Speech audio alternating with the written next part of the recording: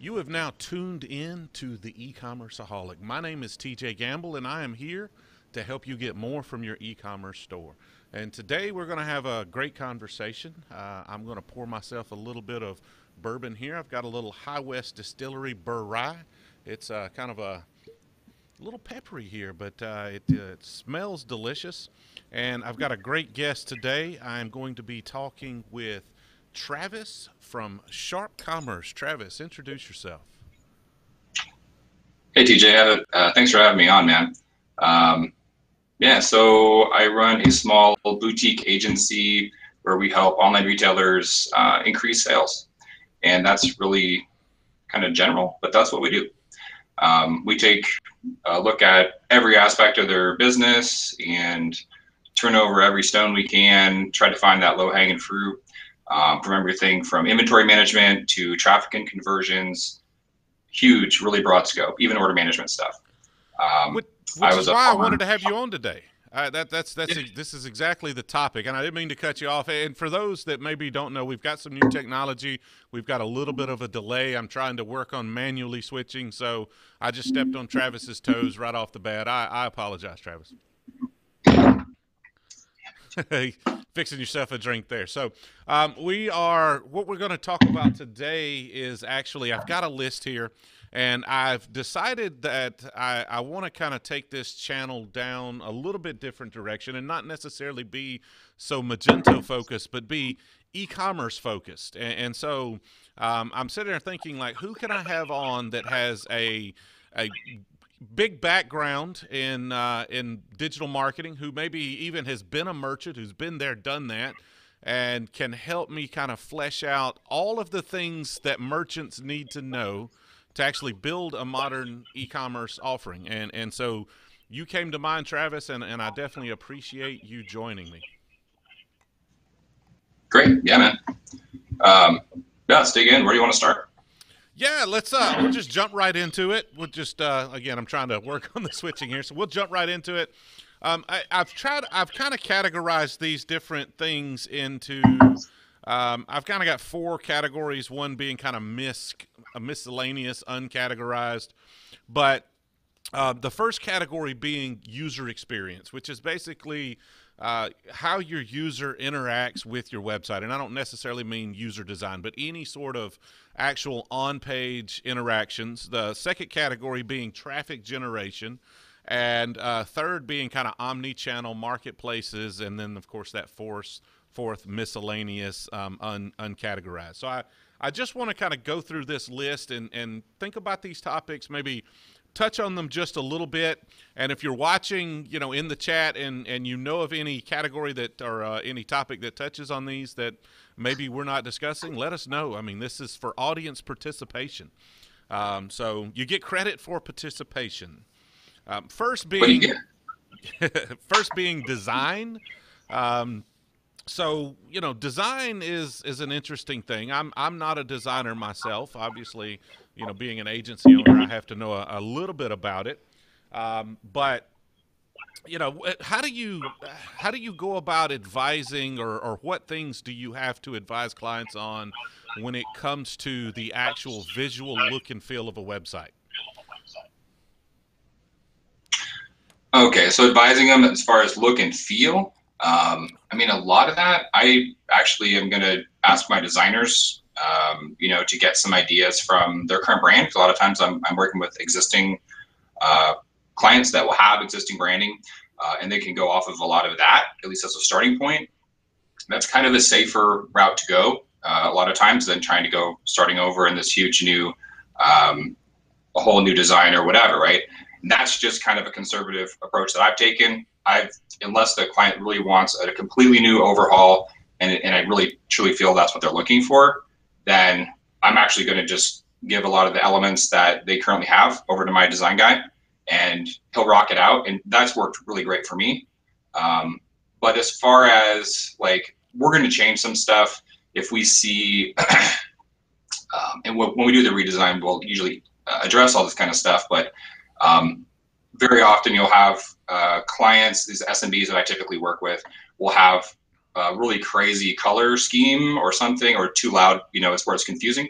And on, even just like a simple stuff like on the product page, you have things muted, and then you have your action items, hotter as far as saturation and just so they pop off the page a lot more. But that's like the real basics, and kind of the bones where we start. And if the client has any special requests, great. But typically they're looking for me to kind of solve that and to make their site more appealing and convert better, basically, after we do the redesign. Yeah, color's definitely something I have down here, color usage. And it's always interesting. Like we've been talking to quite a few clients lately that have red as one of their primary colors. How do you handle it? What are your thoughts around, just basics? We don't want to get too in depth in this conversation. We'll have someone on to really go into maybe a little more deep conversation about each of these. But how do you advise someone that has really strong colors as one of their primaries? That's tough. I honestly haven't run into that. But for most of my clients, I try to make sure that it's really necessary to change that if we're going to change that. Maybe just, reduce have some key elements that are going to be, just basically reduce it overall if we can, so that the elements that we want people to act on and the CTAs are really popping, because it can really, unless they have a super strong brand and a kind of a captive audience, that can really hurt them.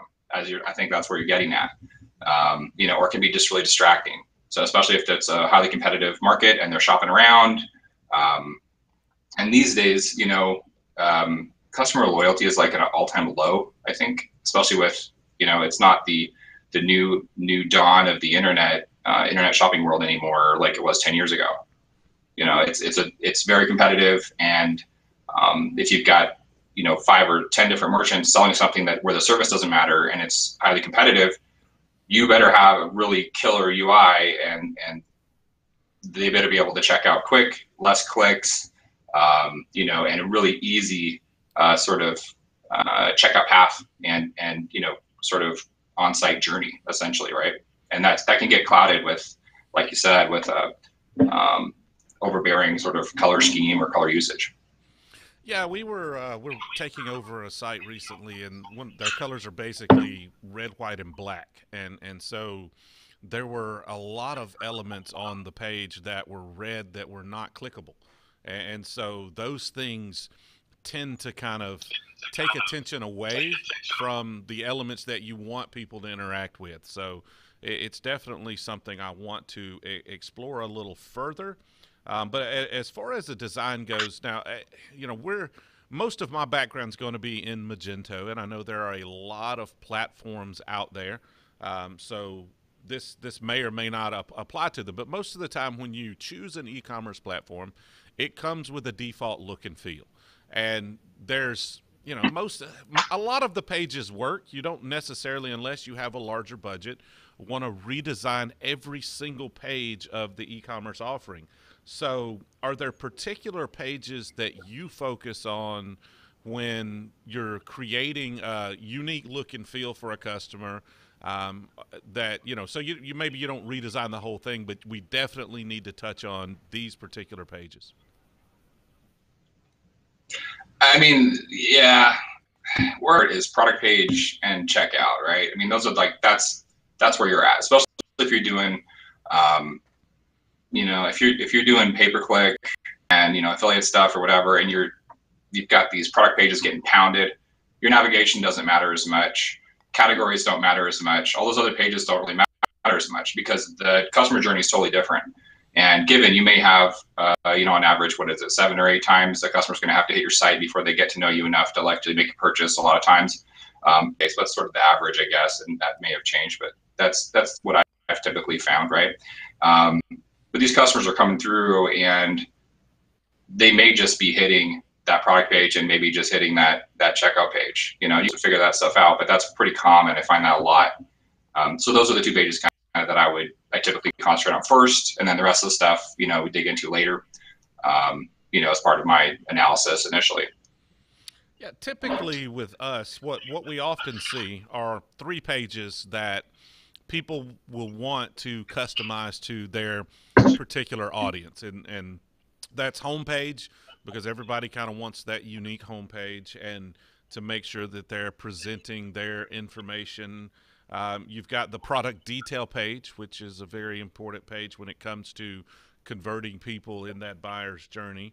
And then the category listing page, because oftentimes, a category can be tailored to your particular market depending on how you sort by default, or how you present any sort of like product listing, I guess I should say. Typically with checkout, we often advise people, especially if they're changing platforms, to stick with the default checkout of Magento 2. Say they're moving from M1 to M2, or from Shopify or BigCommerce. Let's put the checkout up as it exists, and because it's going to be different than what you had, and then measure that before we make any changes to make sure it's not performing like you want it to perform. That kind of makes sense. Totally. Well, and you just said, like, with Magento 2 versus Magento 1, Magento 1 needed all kinds of baling wire to get it to just be sort of, as far as I'm concerned. Right. The one-page checkout was crazy. You had to get like a master extension or something else from somebody pretty legit that has it together, configure the crap out of it, break it, fix it, it was a hassle. I dealt with that with a bunch of clients. And then M2 fixed all that. And the checkout's great right out of the box. But that's I wouldn't necessarily mess with checkout.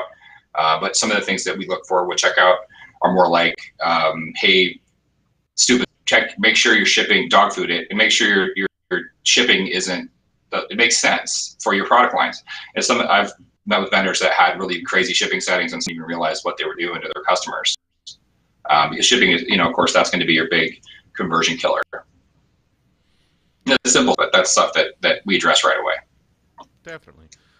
Okay, so as far as the next section goes, other than design, I've got what I call implementation, which is basically, the generation of the website. And that's the two bullet points I have here are performance and accessibility. Are you doing anything currently around accessibility? And what are the performance metrics, speed of the site? Are there any other things there with implementation that maybe I'm missing that a merchant needs to make sure to address? I don't know per se. I don't know that we're doing a lot there. Besides, just silly spell text, which is still pretty common. People aren't filling out. So there's an easy go do it. Go fix something right now tip. Silly, but people don't do it a lot of times. And those are those little slices of extra, Google rank that you'll get, those slivers, and all those slivers add up. The biggest thing is speed. I think that's what you're getting at, and I can agree more. People are surfing more on mobile now, so speed's even more important, although the phones are fast. Some people have phones that are beat up, and they're full of memory and whatever else, like my wife's, and it can't hardly pull up a website.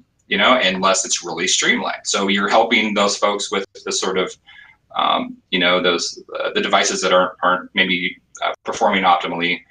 Because you pull it up on your iPhone 10 and it's brand new and it kicks butt. But there's people out there with iPhone 6s that are half broken and whatever else, old Samsungs, and they're still trying to shop with you. So you better have a lean, mean, fast load time with a killer host. Wait. Mojo, or somebody like them, and I see it all over. And I love those guys. I love the Moj, man. Those guys are great. I've covered some of their stickers. They're not real happy with me right now, but there's a plan there, Mojo. Give me a little bit of time. I'll get your stickers back. Don't worry. I got to fill the whole laptop up. It's okay. So as far as like the next section I have here is trust, and you really. Sales in any capacity, in e-commerce included, you want to minimize risk, and you do that by building trust.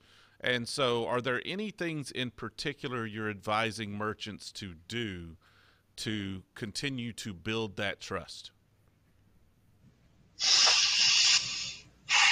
Okay, so you've got old school, slap a McAfee sticker, whatever, your banner up there that's going to be connected to their system that verifies I'm not, those are okay. That's okay, I guess. Those kind of look janky to me, but I'm in the industry. You know, and it's when I see a site with that, I'm like, oh man, like really, that's what you know, some people like it. It works for some folks. A lot of the bigger merchants just have it because you just kind of have to have it. I find a lot more value in the hard stuff to do, which is speaking to the customer with meaningful language in the descriptions and your listings, on the content on your site, on the way you present your site and your company, possibly with your live chat if you make it kind of kitschy and fun, and it's not just like chat with representative. Here's a stock photo, some lady. You have like we're experts, we're here to help, we know our product, and I'm the owner, I want to make sure you have a great experience, like all that kind of stuff. And that's sometimes hard too. It's challenging with some of my clients, because I run into clients that are like, I don't want my face on there. I don't want to have anything to do with, you know, I don't want to personally be any part of that part of the business because I might sell it or this or that. Maybe somewhat of a less interesting project for me. I love getting that personal sort of touch on people's sites as much as I possibly can. Like Sweetwater is a great one. Chuck at Sweetwater, he does that. His head's on everything. He has a pretty awesome mustache, so I don't blame him. But those guys are doing big dough and just killing it, you know, in that space. And that's a great example if you want to check out somebody that's really owning it. You talked about trust. Those guys they know and the trust thing is really deep, because you can do sort of this sort of authority trust thing where you've got content you're building out through your blog, video stuff, placing those videos on your product pages properly, you know, and related blog posts, whatever, in your product listings, all that kind of stuff. And it's like, when a customer sees that, they don't care about your stupid McAfee logo. Sorry, McAfee. Yeah. And they are going to look at that and go, dude, these guys are legit. They know what they're talking about, and they're like standing behind this. You're done selling at that point, you know, and they may call you for some help, and hopefully you've got techs on staff that are killer. You know, all these things are like the new e-commerce beast that you've got to be if you want to be competitive out there. Yeah, I've got, this is my list of things that you need to do to address trust on your website.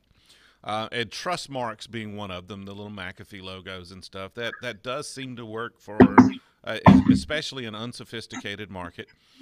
You need to make sure you have your service figured out and prominent, like frequently asked questions or chat or contact information so that they can easily reach out. You need to make your return policy very clear so that if they make a mistake, they know that they can, you know, return that merchandise easily and get their money back. User-generated content such as reviews. Maybe there's some other user-generated content. If you know of any other user-generated content that helps build trust, please post it in the chat. Social proof, which is, I mean, it's a little bit of trust in that, you know, Billy from Wichita just bought this, you know, 30 minutes ago. That kind of thing, you start to see a lot of that. And then having adequate payment methods can play into trust as well, in that I can buy this through PayPal or Venmo or Amazon Pay. All of those things tend to kind of increase someone's or at least overcome their anxiety from buying from a particular place that they don't know. And hopefully helps get someone in the door so you can get that first order. And, you know, once they've ordered once, now you can start milking them for all sorts of orders. That's a great point. Yeah. Yeah. Is there anything else you see there that maybe could be added to that list? Anything off the top of your head that I didn't cover when it comes to building trust? I mean, I did add authority through video content that you mentioned, so that was a great point. Mm-hmm. Yeah, I mean, I agree with all that stuff, I think. But again, like, I mean, About Us page, sure, you got to have it on there, and personalizing all that stuff. That's what I would send home. You know, really having it not personalized for the customer, but for the company. And so it has like has a voice. There's someone there. It's not just like this empty HAL 9000 that's serving you up, you know, e-commerce goods. It's, you know, so you can tell these people are legit. There are people there. When you call, they answer the phone. Hopefully they're nice and they know what they're talking about. But that's, you know, just having that sort of like, if you can, it's tough to do, build in that presence to your website where you're there, or at least you're presenting something that appears to be there. Yeah, you're not some mega corporation. You're a collection of individuals. These are the people behind this brand, right? People relate to This people is a lot SMBs more too. than I they got to. relate. Do what? I missed that. These are SMBs, right? Mainly, I work with SMBs.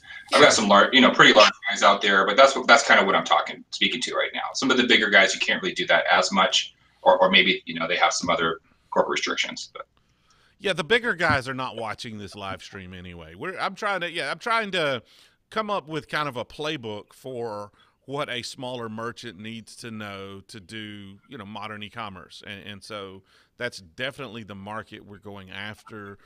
General Electric or Walmart. Y'all figure that out on your own. You got enough budget. Pay us. We'll come in. We'll talk. Me and Travis will talk to you about all the things you need to do. Or maybe you that'd can be awesome. tell us what we need to be doing. So the next thing I've got is urgency.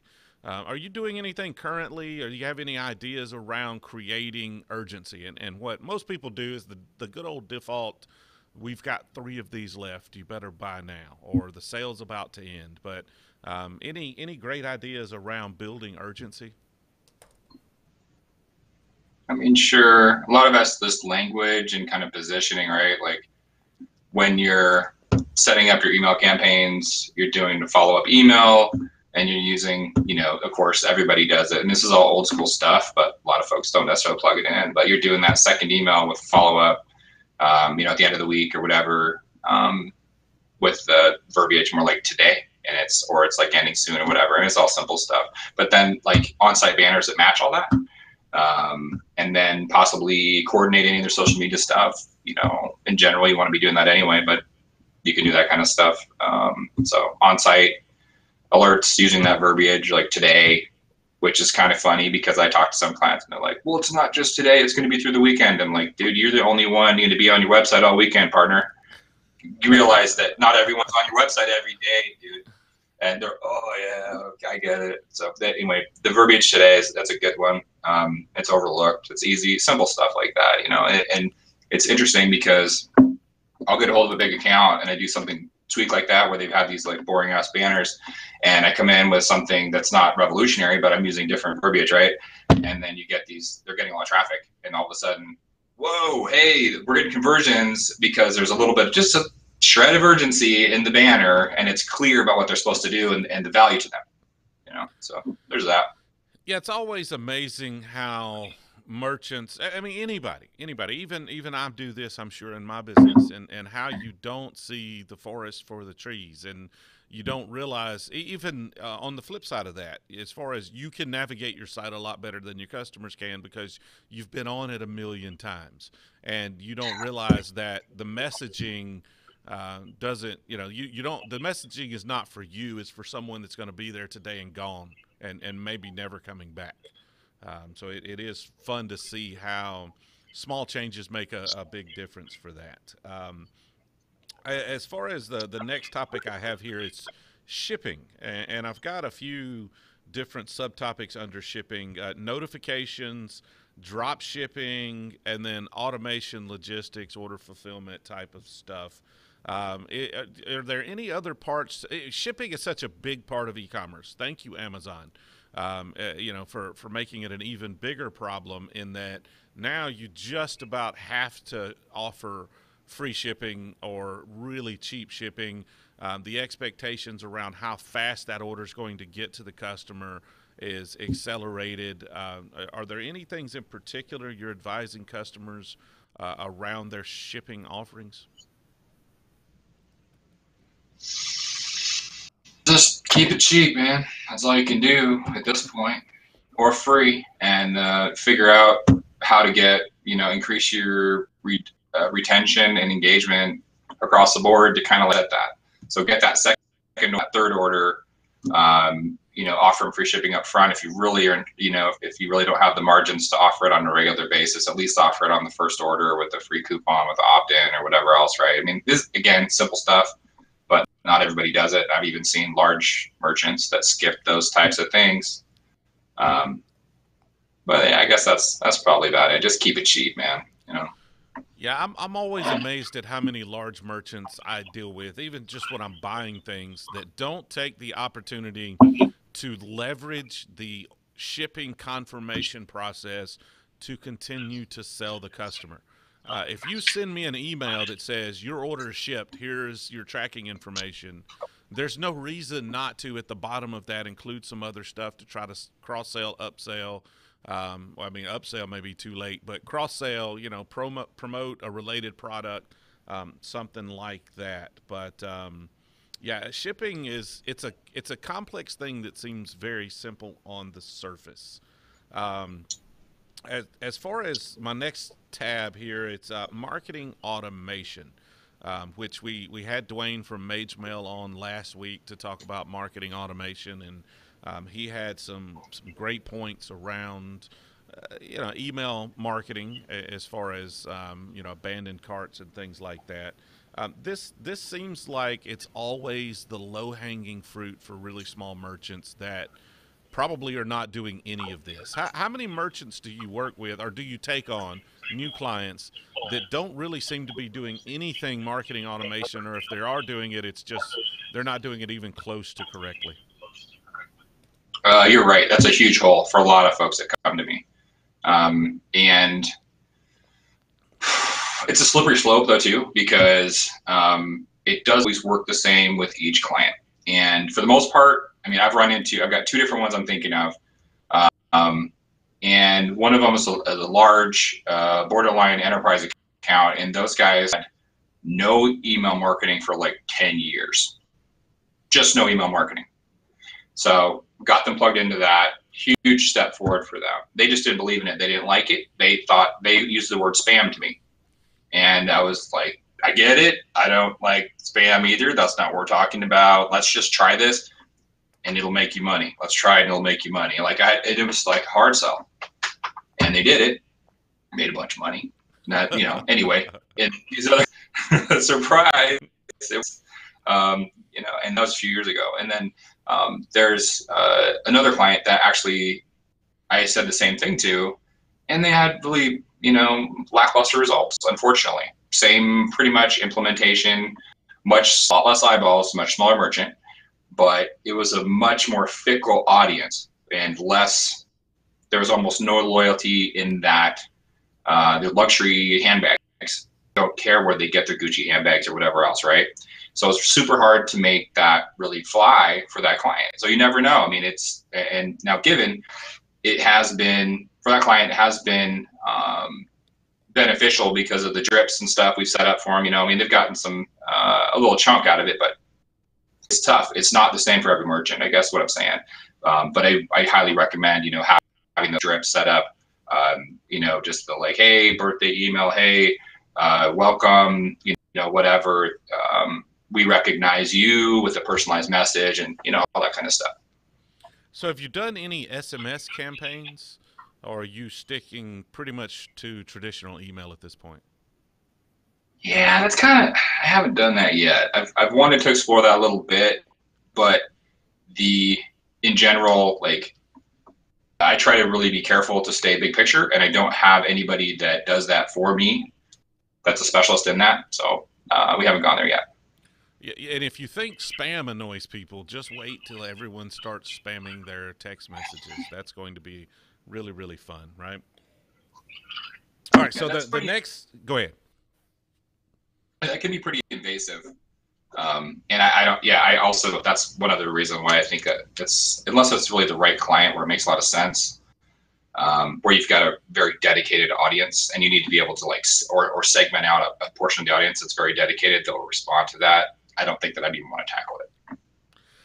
Yeah, and maybe there are special cases like your package has shipped or something like that might make sense for, but I would definitely be wary of marketing to people through text message at this point. Although I'm sure somebody will try it and it'll work till everybody's doing it, and they'll just keep hammering folks.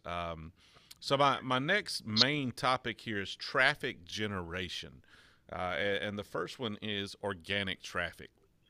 Now, are you? I don't know if you do anything as far as organic traffic, SEO, that kind of thing. But are Sure. there any particular areas that you're really focused on helping customers drive organic traffic? Okay, so organic has kind of taken a hit for some of my clients over the last few years. It's gotten way more competitive, a lot more tools out there to kind of help you as a merchant to try to get it going. And there's even more agencies out there that suck at it or that just do it for you. So watch out. It's not, yeah, I remember a lot of clients that are like, well, we've got this other SEO agency still working for us. Why were they working with me? And I'm thinking, what in the heck? Like, I just found all these SEO problems, and you've got an SEO agency involved here. This isn't good. It's just simple crap, you know, nothing that's earth shattering, all the basic stuff, right? And you just kind of want to know where to focus your time. That's the hardest thing with SEO.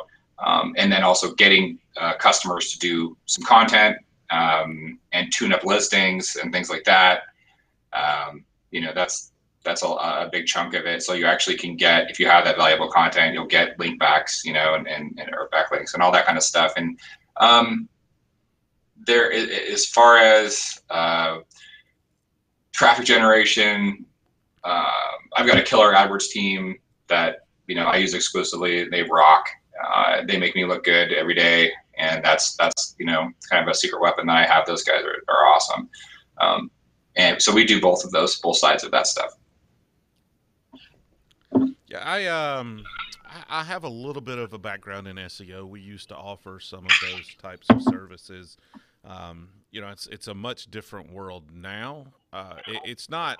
The funny thing is, it's a much different landscape now, but it's because it's a little more fair in that they were a lot of kind of tricks and hacks and workarounds and slightly unethical things you could do 10 years ago that you can't get away with now. And good SEO then is pretty much the same as good SEO now. So as long as you were doing the right things 10 years ago, you still kind of understand the concepts around SEO. So, I mean, I've really got it broken down into three things here. On-page SEO, you know, how are your titles structured? You know, how are your you know, what are you naming your products? How long is your description? What's your keyword density? Stuff like that. You've got some technical SEO like schema markup and things that kind of help you with your listings, and then link building, which is just gaining authority for your domain. Are there any other areas you can think of that would maybe add that I could add to that kind of go into that organic SEO? And we've got some secret sauce that we use, but I mean that's a big conversation. But I mean, on in general, it's just the basics. You know, you gotta have in place. And the days of, you know, I remember with my team back when I had my e-commerce store, you know, I had 10 people stay after work for beer and pizza, and we rocked keywords and updated descriptions, and we shoveled out like we're digging rank, man, with elbow grease and we saw results happening. This is 6-7 years ago, but we had a dip when we transitioned to Magento, and we had to dig out, and that's how we did it. You know, did that for a few weeks, and all of a sudden we're, you know, one of the top in our industry, and we just took off from there. But those days are over. You can't go do that anymore. And native keywords are actually ignored, you know, by Google now, right? And I still recommend people putting them in, because you've got some other little weirdo search engines that are out there, but the big things you want to cater to are what Google's looking for.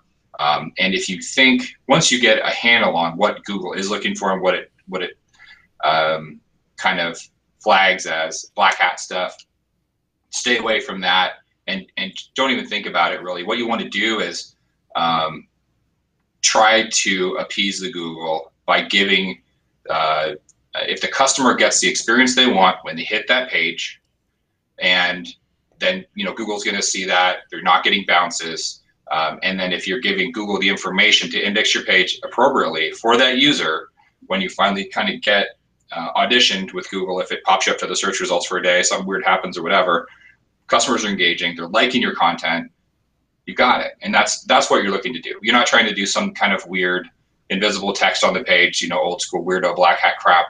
You want to give the customer or your visitor, the right experience. They're looking for the right information. They're looking for, and then just tell Google how to find it. That's pretty much, the basics of SEO in a nutshell. These days, that's where if you stick to that, no matter what happens, no matter what rules change with Google, you're still solid. Yeah, definitely stay above board and don't try any kind of tricks or anything that may end up, because you may do well, but sooner or later they're going to catch you and you're going to pay the ultimate price, and all the Not effort worth it. you've put in is going to be for nothing. So the next topic I have here is content marketing. Are there videos, blog posts, guest posting, press releases, leveraging platforms like Medium? Are you doing any content marketing for your clients currently, or are there any other areas, any particular types of content marketing you're running into a lot that's successful for e-commerce merchants? Yeah, all that stuff can be. We've had success with all that stuff, and I would recommend all those things.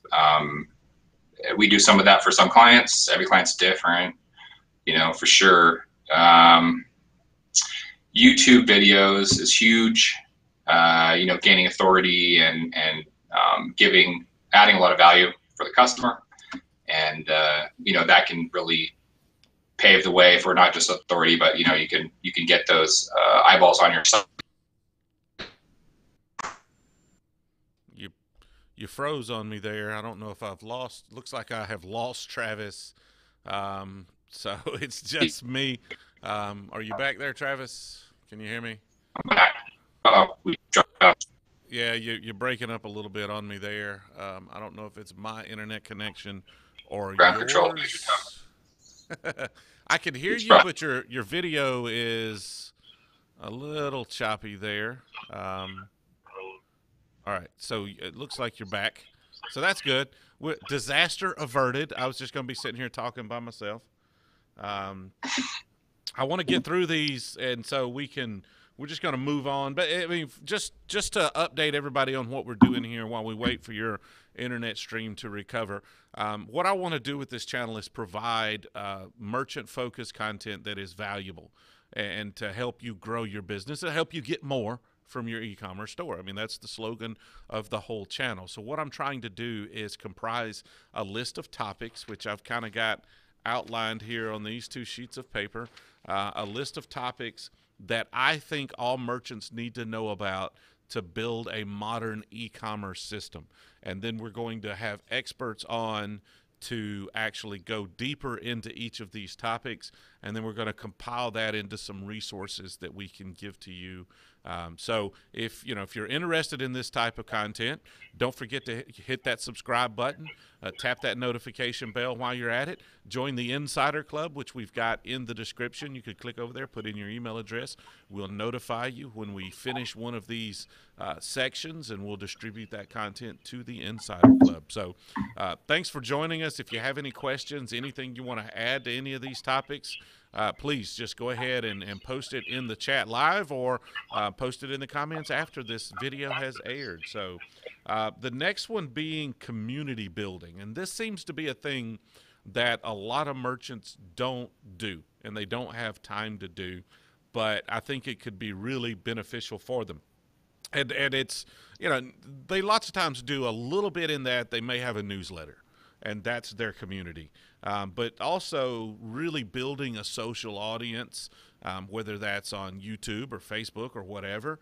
You've also got private groups on Facebook. Have any of the merchants you've worked with, Travis, really leveraged community building exceptionally? Yes. I would say the biggest thing is the through line for that.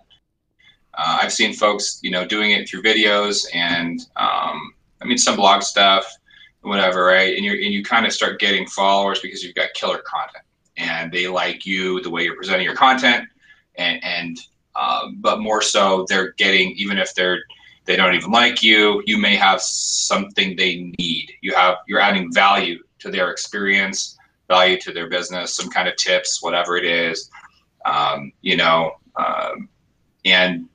that's kind of where the need is, I feel, especially for people that are experts in their industry, a service-based type of industry where they need to get that information. They're enthusiasts in a certain, type of product, whatever it may be, like a rail control car or something like that. And you've got somebody that's an expert on that stuff and is tweaking it out, and they're doing videos on their rail control cars and how the different engines and the different tires and whatever else, and so they get tips and valuable information on how to do these builds or how to like do a mod or whatever it is, right? There's a lot of that stuff. That's kind of like, that's the things that I've been involved with. I know other people do, some pretty wild stuff out there. And I've got, social media people that handle that kind of stuff, but that's, something I've been directly involved with. Yeah, I've seen a few merchants do something similar. We've got Carl Elder in the chat. Thank you for watching, Carl. Carl says here, it looks like you're drinking a whiskey sour. That's my boy, Carl. Yeah. On point. Yeah, he can definitely pick a whiskey sour out of a crowd, it looks like. Fresh oranges, fresh lemons. I don't have Meyer lemons, but I did fresh lemons, a little bit of sugar in there, and blend her up with some ice. I don't know, man. I mean, it sounds like you're just ruining a good alcohol here. See, I started training for a 5K. I need to get back on my training. I mean, I participated in the 5K at Imagine, so I started moving to just straight whiskey instead of beer or a mixed drink because it's just I don't go through as much. But I feel really manly with just a little whiskey in a glass. Right. Yeah, you're very manly, TJ. Very manly. The beer, the whiskey, I'm good. I'm yeah. See, it's like not even noon over here, so I was like, man, TJ, we're gonna have a drink in the chat. Like, am I really gonna be drinking like Basil Hayden or something? Let's do whiskey sour. So it's kind of like breakfast, Yeah, that's true. I forgot. I've debated what time to have this live stream because. It's 1 o'clock here. I want it to be an international audience. I want a lot of people to be able to participate. And so, that's like 8 o'clock in lots of Europe, 8 o'clock at night. And moving it later makes it, not accessible for them. But then, the West Coast, it's like 11 o'clock in the morning when we start this. So it probably is a little early for drinks, man. So I get it. I'm doing it for the Europeans on the other side, man. This is for you. I know it's 5 o'clock over there, right? Or something. It's 9 o'clock somewhere. Yeah. All right. So, paid traffic. I mean, this should be right up your alley here, right? Where are I've got PPC, you've got search, you've got social, you've got retargeting, you've got influencer marketing, which I guess kind of vaguely fits into PPC. Any particular areas you're seeing be more successful, or any paid traffic sources that maybe I didn't mention there? Those are all awesome. They work great. I have folks that come to me and tell me they don't, and then I'm like, well, let's take a look at your site, dude. What are we doing? And they've got all kinds of issues. I've found stuff like, depending on the merchant, like I've had merchants even come to me, smaller merchants, that they're maybe not even going to be a fit, but I'll get them on the horn, and they're not even checking their checkout, man. Like, you can't even check out properly on their site. And they've got some glitches in it or something weird. Cool. Go pay for some more AdWords for that, dude. So and that's a big thing. That's probably the biggest thing that I see is like folks saying that AdWords doesn't work. So it's a combination. When I see that, it's a combination of mismanagement on AdWords, and poor account campaign management and setup, targeting, lack of retargeting as well. And then, because not a lot of folks are going to buy on the first date. That's just how it goes, man. And you got to make sure you're retargeting those guys. But this combination of that and your site sucks. People don't feel comfortable buying from you, or it's not easy to buy, or they don't have the information about the product. That's kind of the nuts and bolts of it. And that's going to go for Facebook marketing as well. And, a lot of paid marketing that you find out there, affiliate stuff too. So as far as marketplaces, which is my next topic on the list here, there are a ton of marketplaces, Amazon being the biggest one. I feel like, eBay has a role depending on your industry. in particular, but you've got Walmart and all of these marketplaces that are starting to pop up outside of Amazon. We don't really need to talk about Amazon. Are you seeing any particular success in industries or merchants with any of these other marketplaces? No.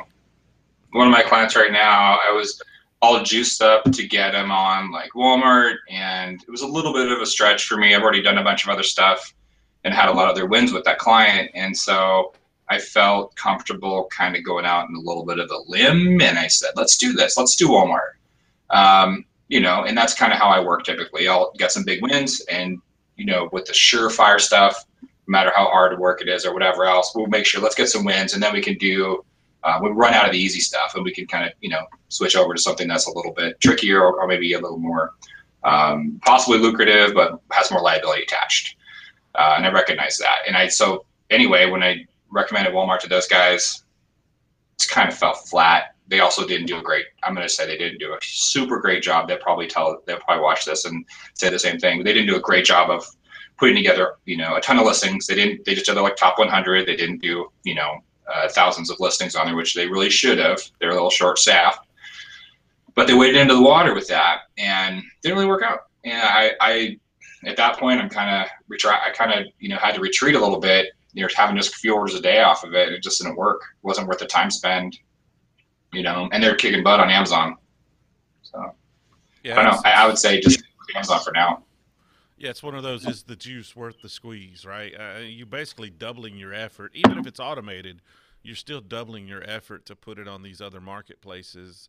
And is it worth the investment when Amazon seems to be just dominating all of the marketplaces? So I understand that strategy for sure.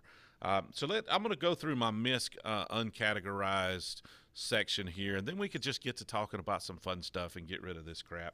Once all the business is done, then we can just have a conversation. And again, these are just topics that merchants need to know about. Sales tax automation. You've got all of the platforms: Magento, Shopify, BigCommerce. I will pause there. Are you seeing any other platforms that are really up and coming or seem to be hot right now, other than Magento, Shopify, BigCommerce, that I really need to add to this list? No, not really. I mean, I'm either Shopify or Magento personally. That's it. And I mean, in BigCommerce, sure, if it's the right fit. That's a harder fit. BigCommerce for me, I fit that to a client that doesn't have a lot of resources or desire to have an additional development company, and they want to have like BigCommerce handle that and have sort of a super turnkey solution, but needs some customization, but it's not that different from the Shopify, sell either. And Shopify's got a lot more integrations out there. It's a lot hotter right now, and it's just a lot cheaper to get involved, right? I think. I haven't checked the BigCommerce price lately, so who knows? But Shopify's that's a pretty easy sell. So yeah, I mean those three for sure. I mean, there's that WooCommerce thing happening, or what? Not Woo. It's WordPress that just hooked up with BigCommerce, so that's interesting to me. I haven't checked into it more than that, but I got a couple of folks that came at me with it and were excited about it, which I think that could be a great move for those guys. Just having killer CMS in there. Yeah, I agree. I'm not for sure exactly what they did. I did see the announcement. I've never been a huge fan of WooCommerce. Now, granted, I will fully admit that I haven't looked at them in years. They may be wonderful at this point, but just building an e-commerce platform on top of WordPress seems daunting. So leveraging the flexibility of WordPress as a CMS is great, and if you can get a nice e-commerce platform. So I've seen integrations like the FishPig integration with Magento and those kinds of things. That has its complexity, so I'll be interested to see how BigCommerce tied into WordPress and where that goes. As far as the rest of my list goes, loyalty programs, CRMs, personalization, you got to really have a great product search. Maybe I stop. I think that's a big topic that most merchants never get around to talking about. as far as like good site search for products and how you merchandise. Is there any particular advice you give to merchants around site search merchandising? Okay, so I that just would keep be. putting you on the I keep putting you on the spot with these questions. I know this is a very broad That's topic. why I'm So. here, brother. That's why I'm here, brother. All right. So I think, yeah, I like the idea of it, and unfortunately, like a lot of the SMBs I'm working with don't have Magento Enterprise, where they can't just drag and drop stuff on their category pages with their merchandising, right? And I mentioned that, right? Like, we got to merchandise your category or whatever, and organize your items, and maybe they're like, oh, we've got like a sort thing. Well, not everyone's gonna use your sort thing, and you can't, like, by default, a lot of these other kind of substandard platforms won't, or an older kind of antiquated like ASP stuff won't allow you to, without a bunch of work, organize your listings properly on a category page or whatever, right? So I've been spoiled rotten in a few examples when for situations when I had access to enterprise or commerce, now they're calling it, right, Magento Commerce, which got that built in. You can drag and drop stuff around. Awesome. If we have that ability, but a lot of the merchants I work with, they're in trouble digging out on like ASP or like Yahoo or something weird, and these old antiquated platforms, and they can't do crap. And there's a reason why they're in trouble. There's a reason why they had this heyday, and they noticed for the last couple of years, sales are down, we're in trouble. We don't know why. It's Amazon eating us alive, or SEO sucks now for some reason. People aren't checking out, whatever else. The whole experience on their site is wrecked, and it sucks. And they don't, they're missing tools like this. This is just one of many tools they're probably missing, But if they have it, let's use it. Awesome. But typically that's, only if they're using like Magento Enterprise. I don't even know of any other. I mean, I'm sure BigCommerce has got that ability, but I haven't done it there, and that would be probably with some tweaks. And Shopify, I haven't messed with that, so I can't speak to that as far as the merchandising on Shopify. But that's typically that's a Magento Commerce thing, that I've done in the past and had great luck with it. But it's not available for everybody if they don't have the functionality. Yeah, and there's a lot of vendors in the Magento marketplace, and if you are a search vendor, hit me up. I'd love to have you on the live stream. I think this is one of those topics I need to dive into pretty heavily, because I feel like not a lot of merchants are doing it at all. As far as improving it, they just use whatever search comes out of the box. And if people find their products, great, and if they don't, great. And more people are browsing via mobile. And mobile viewers typically, they don't navigate as much as they search. So we definitely need to, as e-commerce merchants, need to improve their product merchandising and search capabilities from, words that are similar or misspellings or whatever you can do to try to get the customer to the right product. Well, then you need to do that. So cross sales, up sales, GDPR compliance is a big thing. Progressive web apps is coming up. Merchants need to know about that. Mobile optimization. Any particular things you're doing now that maybe you weren't doing 5 or 6 years ago around optimizing websites for mobile? Just paying closer attention. There's a lot of folks that are using the same graphic for their that's populating their desktop to their mobile, and you've probably seen that, and that's crazy. It just antiquated platforms are just gonna it's responsive, cool, so it's gonna resize this 1280 by whatever graphic down to your mobile screen with a it's 500K or something wild, which was already not even the proper size for desktop. And you see like the results on their mobiles is off, on the Google mobile check or whatever. It's awful. You go and get like a score of like 40 or something nasty, and it's red, and it says, fix this. And it's easy stuff to fix. So yeah, if you're watching this out there and you're an e-commerce merchant, go check that. Do like a Google analysis on your mobile experience, and I think they even present that in like analytics now. I'm not sure. I've got different tools I'm getting in to use where I see that stuff, but that's what I would look at, like just the mobile experience in general, and dog food in it, and understanding that It's got to be fast. You know, and it's also not just got to be presentable, or you know, it's got to actually be easy to use and intuitive to the way your customers are going to want to shop, which is a huge question, and that's really difficult to figure out. Absolutely. Last two topics I have here are really around kind of the future of product presentation. And I heard something the other day. I think it was Gary here at the office that was at IRCE mentioning how some larger merchants are requiring the manufacturers to actually create 3D images of their products. And it's, you know, and I don't necessarily mean like 3D models, but 3D rotatable photography of their product. So you've got 3D images. Obviously, there's virtual reality, augmented reality that's coming up. I think AR has a much bigger impact on e-commerce, especially in certain fields. So I mean, obviously, it's not one of those things that's actionable at this point for most merchants, just because of the cost of trying to do something and pioneering and leading that industry. But how far out do you feel like augmented reality is for the most merchants, the merchants you deal with?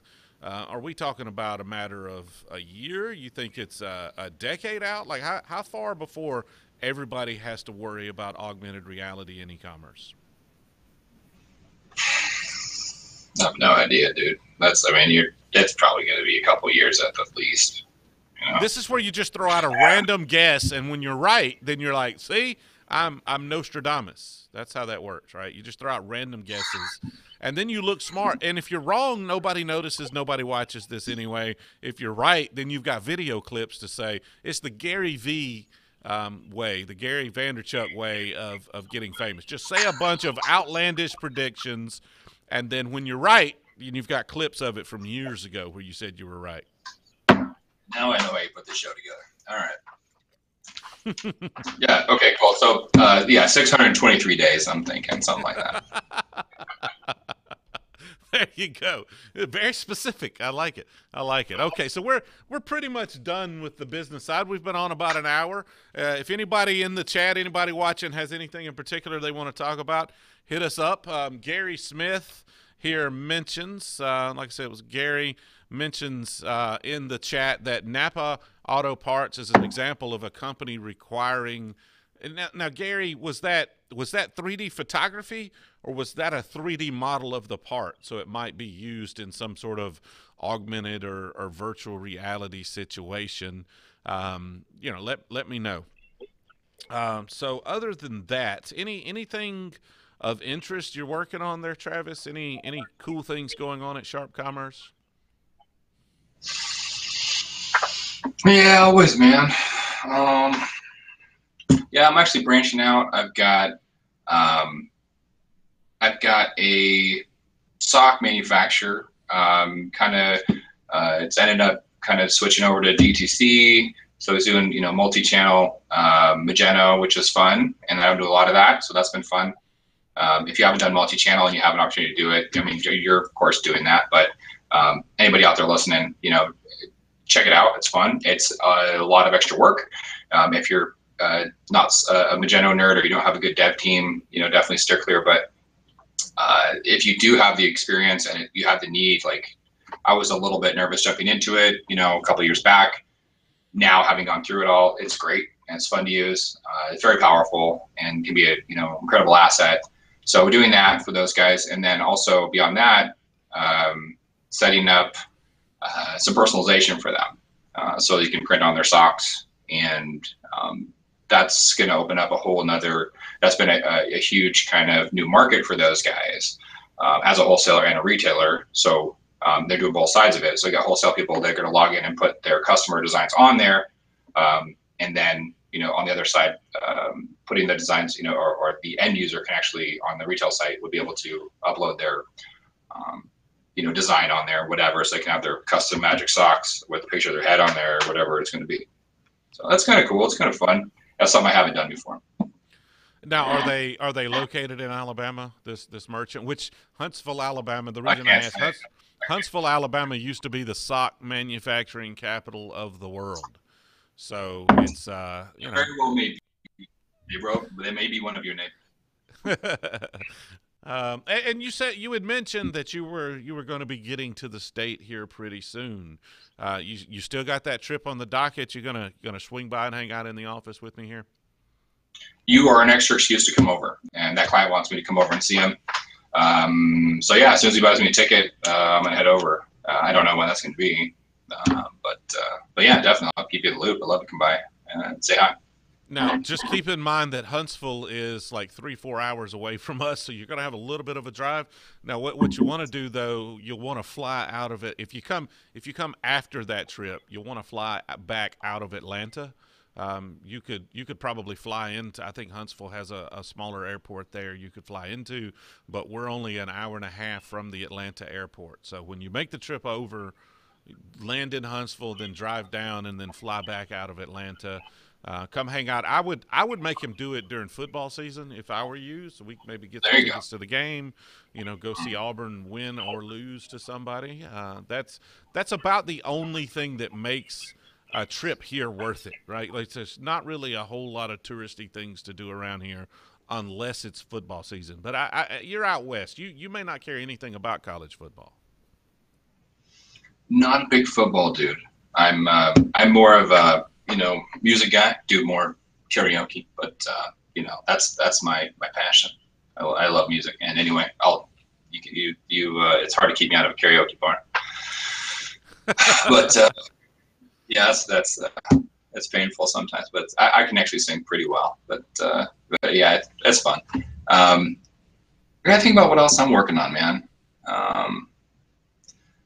Yeah, it's every client kind of so different, and I'm doing different stuff for all these different guys. Because when you take somebody on, it's like, you're trying to fix their e-commerce, and what we do is take on their problems, right? So you get involved with somebody, and they say, we don't have, our sales suck. We haven't had a sales increase in 2 years, and I'm like, all right, we're a fit. That's great. I don't know what it's going to take to fix you, but that's a start.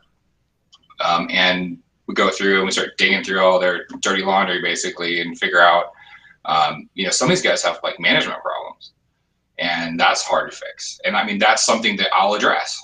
It's weird because all the other consultants that I've dealt with are like, I'm going to write up a recipe of shit to do and then send it off.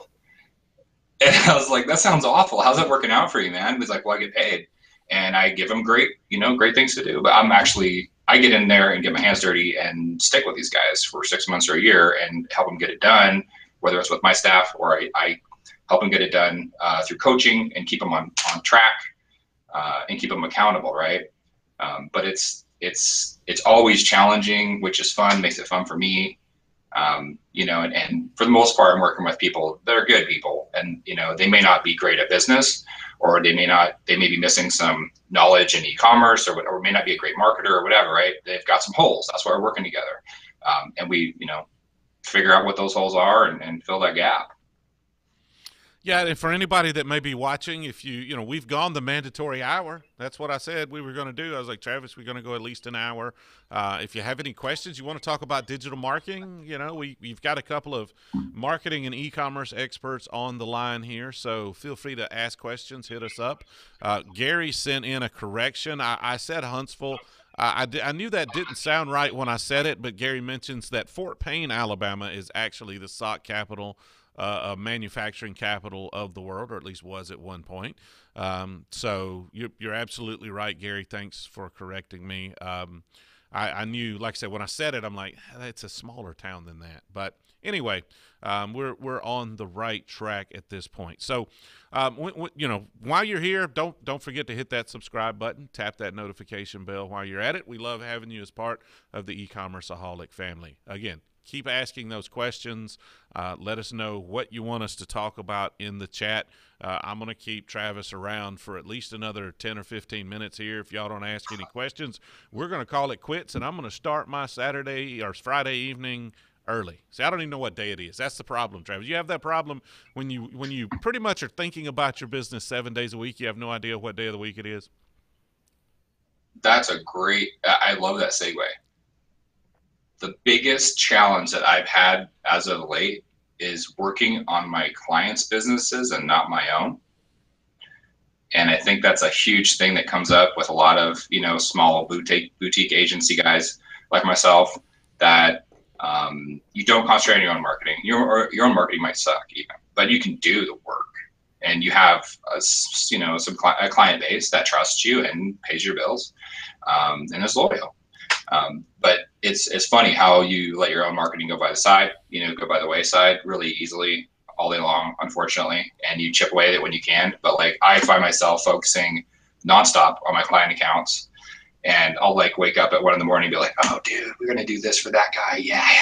And I can't wait to get up, at 7:30 in the morning or whatever, and jump on it and start sending emails to get things in motion for dude. And most of the client accounts that I work on, they give me like, basically like power of attorney. Like, I'm like this backseat director of eCommerce basically for them. And so I'm able to go and just get stuff done. And I know the people, not only do I know what to get done, I'm like, hey, I have the people to do it. So I can say, hey dude, we're going to do this. What do you think? Are we good?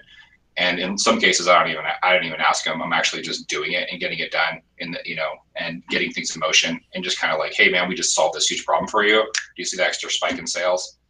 Yeah. And that's rewarding, and it's fun. But it's easy to get wrapped up in client accounts so much, when you're so close to these things, and you build these relationships, and you're so tied into all the moving parts, what these clients are doing and what their businesses are doing, but it's hard. It's easy to lose focus on your own, pipeline or your own marketing and stuff. Yeah, that's one of the things that any business has a limited amount of resources. That's any business. No matter how big you are, you only have so many resources. And when you're a small business, it's easy to get wrapped up in, what you're trying to do to generate income, and not to have the overhead to float somebody to think about and maintain your own business. It's one of the things I've done right, in that early on when I started trying to grow this company, I hired Gary to help execute on some things and handle some of the internal stuff that gives me a little more time to do stuff like live stream. If I didn't have Gary, I wouldn't be here live streaming every day. I mean, people don't realize how much time this takes to try to schedule people and come up with content. I mean, this conversation was a little more casual, but a lot of the conversations we have. No, you had to talk to my agent, man, and exactly. We had to negotiate fees to be on, and there's all sorts of things that checks in the mail. But it's a lot of work, and it's just like our own marketing. We've got somebody to kind of help with social media at this point, but I have never in 20 years of business been happy with the Jamerson website. And every time we try to redo it, we end up not having the time. Like, we're like, okay, we're going to dedicate somebody to it, and then they get pulled away to a client project, and it never gets finished, and it's half done, and then we just try to half-ass wrap it up and put it out there on the web thinking we'll get back to it, and then here we are 2 years later, and I'm trying to get back to it, and we don't have resources to do it. It is a constant battle like that is always happening. Gary's questioning the fees here, Travis. We didn't tell him about the appearance fees, man. I apologize about that. No worries. I'll send you a bill, Gary. Yeah, Gary, the fees are, we got to buy some tickets to an Auburn game when Travis comes over. That's the appearance fee. So it's in the future. We got a little time to finance that, so not a problem. I'm out of whiskey here. What this is a travesty, pun intended. There, Travis. All right. Yeah. I got like half a blender left, man. I made a pretty big load here. Man, you should just totally drink out of the blender. Forget the cup, man. Just drink out of the blender. Well, no, the shitty part is, like, I got client accounts right now. They're like, what is Travis doing right now? He's working really hard at drinking whiskey on TJ's show and not working on my account right now. But luckily, most of those guys, we're buddies. Actually, a lot of the clients I work with end up being friends, and they're good people, man. And that's something that I take into consideration when I'm taking on new clients. I don't like those like huge corporate clients. I've had some big NDAs come through with 100 million plus companies, and I really was interested in the money. And then I started talking to him about all the checklists and checkpoints you had to go through and the corporate speak. And I was keeping up, but it was kind of a lot of work. And it wasn't interesting to me. I want to get down and dirty. Let's make some money. I want the underdog, and let's kick some butt. And somebody that has passion for what they do and passion for their business, and that is treating their employees well, and like has a strong connection with what they're doing, and they care about it. It's not just some guy selling widgets or some big corporate entity that wants to increase profits by 0.04%, this Q3 or something. Forget it, man. The smaller guys are super fun, and that's who I target. The SMBs doing, even 2 to 5 million, I'll totally take them. 10 to 25 million, now we're talking. More eyeballs, it's always easier to turn move the needle. But I love the small guys too, that are just, that have had, maybe they haven't kept up with the times, they know it, and they're ready to kind of spend a few bucks to get. It looks like we lost you again there. You broke up again on me there. Oh man, I was really doing. I know you were in it, man. You were in the zone. You were killing. I'm switching back to you. Sorry. Please continue. You froze right in the middle of an awesome sentence, and now everyone's disappointed that they didn't get to see you finish it. So I don't know if you can rewind that and capture that magic again, but here's your opportunity. I don't think I can rewind. No, not probably half in the bag. I'm probably like a quarter of the way in the bag at this point. But I know what the hell I was talking about now. That was great. That was. I think we got the gist of it. The kind of the size merchants, smaller merchants are a little more fun to work with, and our own journey has been an odd one. We went from doing, I don't know how to put this politically, but we went from doing crappy websites for crappy clients for crappy dollars to doing, and we had some nice clients in there as well, but trying to do local stuff wasn't working for us. Basically what it boiled, there's no money in it. The clients don't understand what you're trying to do, and it's tough to help those clients because they won't allow you to do the things you need to do to help them. They won't listen to you. A lot like my 9-year-old daughter. We'll talk about that here in a minute. But they just won't listen. So we went from that to doing some huge websites for some really well-known brand names. And that was almost instant. And we've really started kind of paring down our offerings and kind of changing how we work and our pricing structure and a lot of different things we do to try to work with a lot of smaller merchants. We typically say, 3 to 50 million online is kind of our sweet spot. Now that's a big old wide sweet spot. I get that, but the merchants, we love doing the big builds that have marketing directors and they know what they want to do and they have a vision and they just need technical help on the Magento side. Those are fun. Love those. Those really pay the bills, and those are great because they have a vision and you get to be a part of that. But it's also really fun to work with a merchant that's doing $3 million a year online and help them actually grow their business and actually see a difference in what you're doing for them, and the appreciation for because they don't, oftentimes those guys they got there accidentally, or I don't know if they know how they got there, but however they got there is no longer functioning, so they can't get past that, or they got that far and they don't understand how to go to 5 or 10 million. And I enjoy helping those merchants as much or more than the really big ones. And it sounds like that's kind of what you were saying as well. Yeah, and I mean the story is interesting. Like you touched on something. So you had like the gold rush that everybody's getting on board with e-commerce, right? Like back in I don't know, late 90s or something, I'm going to say. I'm not sure how accurate that is, but something like that. That's what I saw.